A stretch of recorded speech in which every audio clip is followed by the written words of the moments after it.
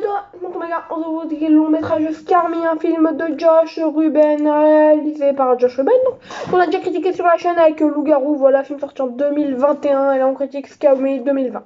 Donc voilà, donc c'est un film réalisé par Josh Ruben, avec Josh Ruben, produit par Josh Ruben, scénarisé par Josh Ruben. Voilà. Mais il a des accompagnants pour certains de ces trucs-là.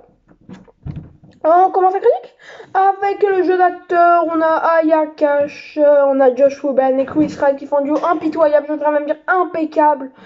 Ils jouent eux-mêmes, ils jouent d'autres personnages. Voilà, on est sur trois petits acteurs beaux, piqués, des hannetons. On a des personnages toujours bien faits, dans l'esprit de la comédie, ils sont plutôt attachants, drôles. J'aime beaucoup lorsqu'ils imitent les autres personnages aussi. C'est pas mal du out. Ah, du tout même. L'histoire, on a droit à une histoire mieux que celle de Loup-Garou, c'est moins lourd d'humour, même s'il y a toujours de l'humour, mais c'est moins lourd, quoi. Un divertissement américain plus que sympa, le temps passe à la vitesse grand V. Voilà, je voulais pas du tout faire ça, non mais je voulais pas faire ça, Voilà, non, ils m'ont mis sur un truc que je ne voulais pas faire. Voilà. Après, on a l'histoire, j'ai en parlé, voilà.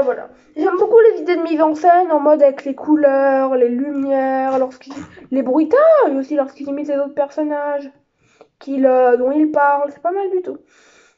Scénario, on a des dialogues très bons, c'est très bien fait.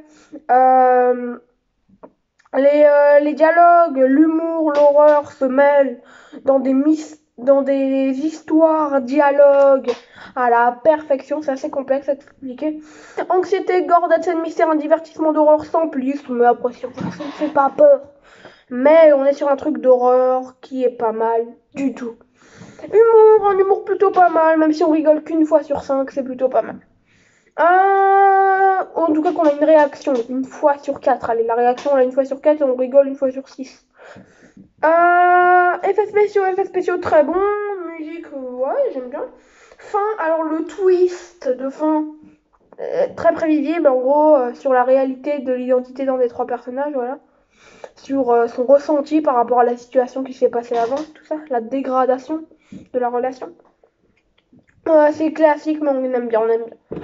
Ma note sur 20 sera donc d'un petit 13.5 sur 20, voilà.